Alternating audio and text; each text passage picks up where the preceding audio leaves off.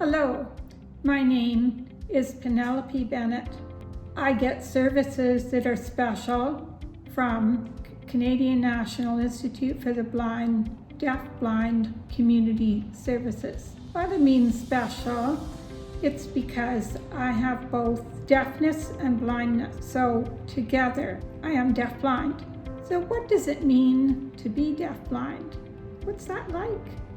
Well, when you can't see things and you can't hear things, you need somebody to tell you what's going on and to help you do things. That person's called an intervener. So you get information because you can hear and because you can see. You know where you are because you can read the signs. You know when to cross the street because you can see the color of the light. You know a lot of things.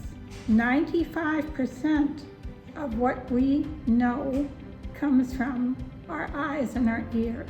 So when you're out, you might hear a siren and you would know that it's either an ambulance, the police, or a fire truck. And you would know if it was not safe around you. No one would have to tell you. You would know that. I wouldn't know any of it. I wouldn't hear it. I wouldn't see it. So an intervener is with me a few times a week. And during those hours, when I'm out in the community, I can do whatever I'd like to do. An intervener can tell me that it's cloudy, so I might expect rain. When I'm communicating with someone, the intervener can tell me the person's smiling. I like that because it makes me feel happy when somebody else is happy. And I get to know that.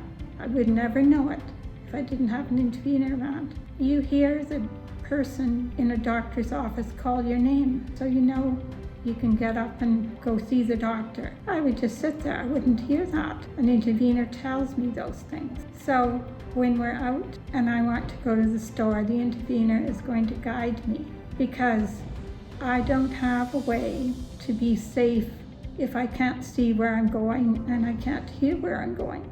And the intervener takes me to the store I want to go to. I buy what I would like, but with her help, because the intervener will allow me to touch things and make choices, and she'll just make sure that what I'm choosing looks good, because that's important, especially when you're buying food. Sometimes when you're buying clothing too, you decide the color you want, and the intervener will try to find that kind of color for you, and then you touch that color and decide.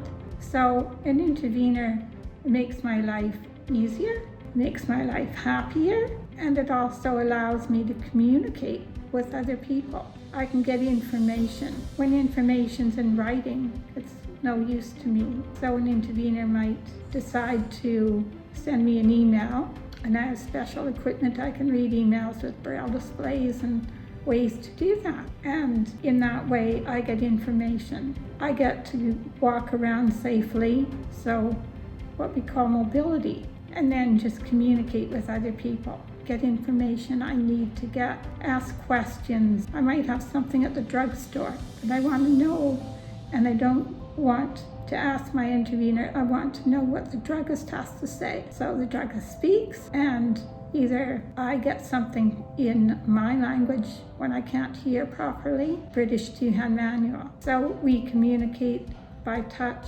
We use a lot of touch. We use any kind of hearing we do have, because some people have a little bit of hearing and they have a little bit of sight, but they have both sight and hearing loss significantly so that it becomes a unique disability.